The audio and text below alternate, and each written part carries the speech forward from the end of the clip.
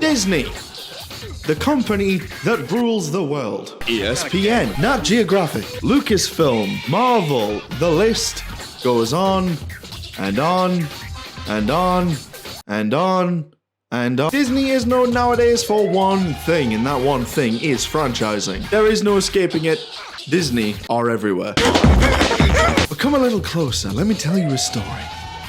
Once upon a time, Disney gave a shit.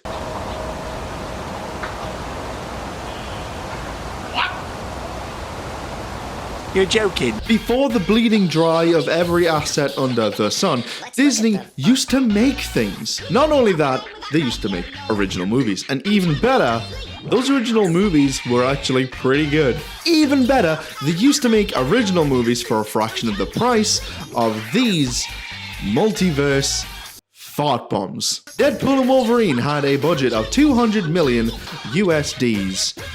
Nuts. What if I told you you could make 10 original movies for the same price with greater returns?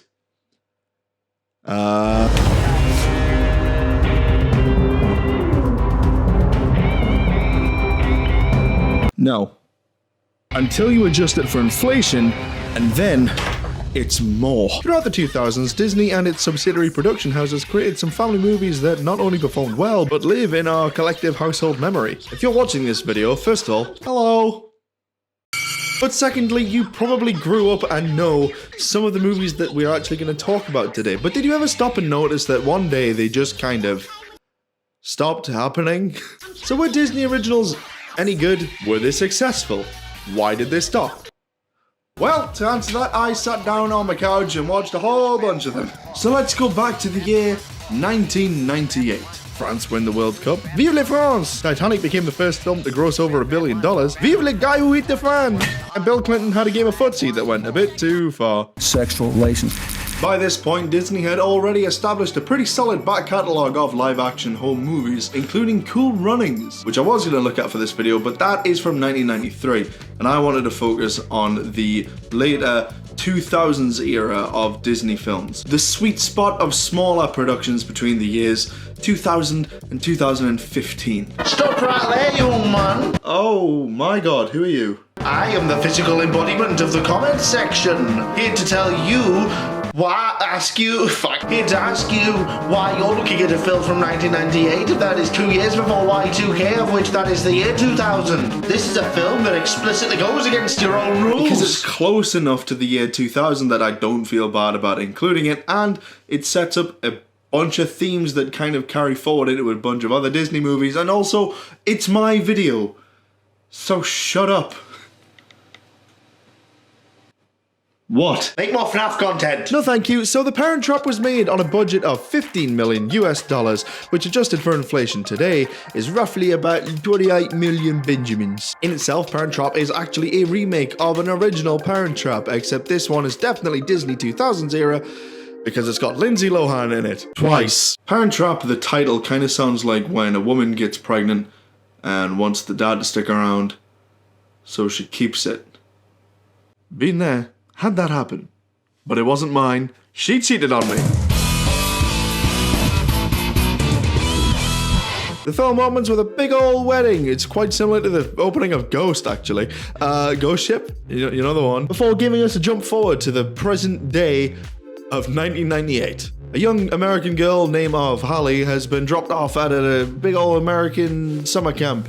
But also dropped off at the same camp is a British girl name of Annie. Both are played by Lindsay Lohan. Annie says goodbye to her butler. We all have those here. Make more FNAF content. After a fencing scene that somehow manages to rival Die Another Day, the two girls realize that oh my god, they look like each other. They look like each other. And a rivalry is born, which consists mainly of being beaten at poker and somehow getting... How did 11-year-olds do this? There's also a skinny dipping scene.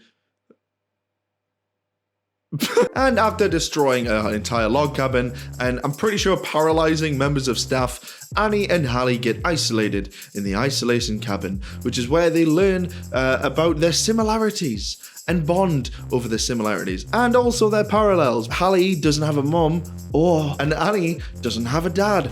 And with one big ex machina picture, we have our plot and our plan. Annie will go home to Hallie's parents, staging as an American girl doing an American accent. I want cheeseburgers, please, and a Coke. And Hallie will go back to Britain, doing a right good impression of good old Blighty. Stuck in the chimney, Mum. We go home with Hallie first, who meets up with her butler man. They do the special little handshake. And look at this fucking house. Hallie enters the house, meets her granddad, and then meets her mom. That is Princess Diana.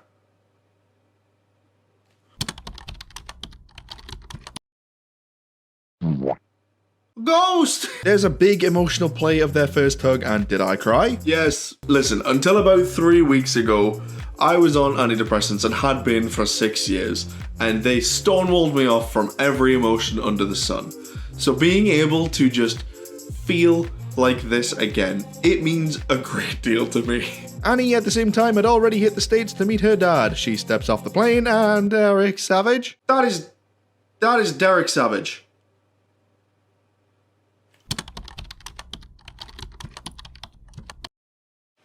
Oh dear. Everything seems pretty sweet, but oh no, Derek Savage is engaged to this woman. And it becomes very quickly obvious that she is only out for Derek's money. After she reverses like 5 feet away from them in a golf buggy and starts insulting them. Derek has his own version of Martin, the butler, in Chessie, the nanny. And she clearly knows that there's something up with Hallie. There is a quality scene between the two where Chessie calls out Hallie and the penny drops. Chessie, why are you looking at her like that? Did I hug her? Oh, she's so beautiful. And similarly in the UK, Grandpa Smoking Jacket finds out about Hallie and the bombshell drops. And the trap begins. Now, in my opinion, this is where the pacing gets a little bit wobbly because... So the kids get them into the same hotel. There's a chance meeting by the elevator. Diana, she sobers up at the bar. Derek, he sees her. Oh, gee, he falls in the pool. Oh, they have their first meeting in 11 years. And there's clearly something there.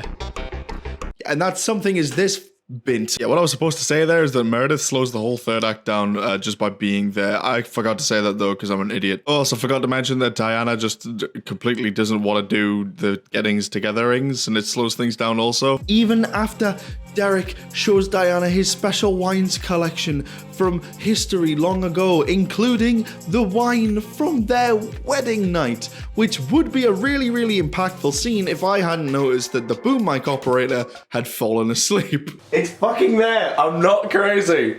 There it is. It's right, you can see it, it's on top of the screen! The kids go on a camping trip where they bully Meredith into submission, and whilst in the evening Derek says he isn't marrying her because of her camping skills, signifying that he still wants to marry her, come the morning she throws an ultimatum up and he just drops her immediately. So great. The parents can get back together now. Happy ending. No, because now Diana's decided that no, I'm going back to England. Bye-bye, fly away, red line, bye-bye. But earlier we have established that Diana never wanted to leave Daddy Derek.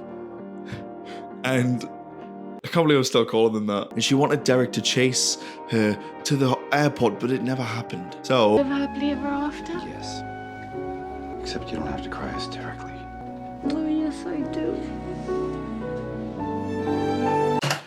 I am trying to edit this video. The credits show the two getting remarried and also Martin and Chessie getting engaged because they had their own thing going on. And then the post-credit scene shows us what we already knew was coming. And that is Parent Trap from 1998. A fantastic home film with some real love conquers all themes. And it just makes you feel warm. And isn't that what Disney was all about? That feeling of warmth, that feeling of home. Coming home from the rain, getting cozy, and watching a film with your family.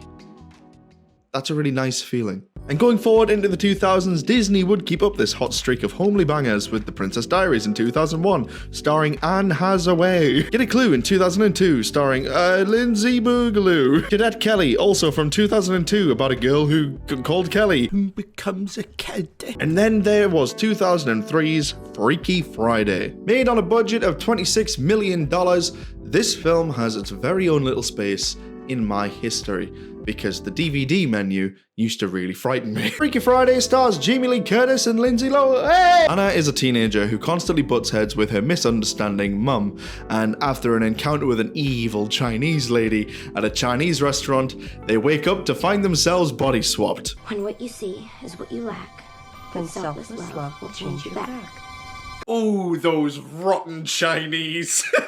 Jamie Lee Curtis and Lindsay Lohan kill it in this movie. Get away, you clone freak! Don't you use that tone with me. But oh no, how are the two going to adjust to each other's lives? Tess is getting married to a man named Ryan. Anna is like a day away from a battle at the bands. Oh no. Stakes. This whole film is about a mother and a daughter learning the difficulties that each other face in life by getting put into their shoes, which ultimately not only makes them appreciate each other's lives, but it makes their relationship stronger. Also, Tess works as a psychologist, and there's a scene.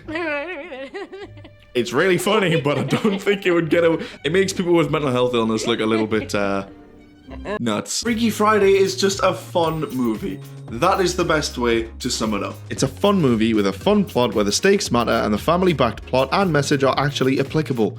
Put yourself in someone else's shoes and you'll appreciate not only their life but your own more as well. God, your mom's cool. Also, Jamie Lee Curtis actually shreds here. Freaky Friday. The DVD screen scared me as a child and it birthed my childhood crush of Lindsay Lohan. And in researching this video, both Lohan and Curtis are returning for Freakier Friday, a sequel. There better be more guitar solos. These movies all know how to have fun. They take themselves serious enough for the stakes to matter, but they always remember to have fun. Take a look at The Pacifier from 2005. Vin Diesel plays U.S. Navy Lieutenant Shane Wolf. We are SEALs, and this is what we do. This whole film is about a Navy SEAL lieutenant babysitting a family to protect a weird government MacGuffin. And this film is such a great time because of how straight Vin Diesel plays it. Do we understand each other? Grandmother, you frighten me. Good. I'm not sure that Vin Diesel can do anything but act one note, but hey, if there's one thing that Vin Diesel knows, it's family. This military man has to adjust his ideals and ideologies around a mixed family of 5 in trying to enforce discipline, but hey, you gotta listen to those kids back, my guy. That guy don't have his head on right. There's Lulu, a mouthy Girl Scout who Wolf teaches to be brave and stand up for herself and kick the shit out of 6 kids outside of Costco. Zoe, the typical youth in revolt type teen who learns that being vulnerable is okay through a really lovely scene where Wolf exposes his more vulnerable side too. Shane, who I shit you not gets mistaken for a Nazi when it turns out he just wants to perform in theatre and has a role in The Sound of Music. Wolf finds this out by chasing after this supposed Nazi on a small bike. This is the best movie I've ever seen. And then there is Peter and Tyler, the youngest of the family, which give Wolf a reason to adjust his militaristic approach. Jesus, this baby just won't stop crying. Once again, great family movie, plenty of fun, and also there are ninjas. And they're Asian, and they're the bad guys. Once again, Disney making the Asians the bad guy. Hi, this is Liam from The Edit. Actually, have you seen this M4 that this ninja man's carrying? Look at the state of this. It looks like something like you would make in Tarkov. Either the prop department knew exactly what they were doing or had no idea how guns work. And now we get on to arguably the biggest Disney original release. If you have a heartbeat, you definitely know what this film is. A film that only had a budget of $4.2 million and somehow managed to make $280 million worldwide. Remember Disney. Disney loves money. It also brought a wide eye to one Zac Efron. It's High School Musical. Everyone knows.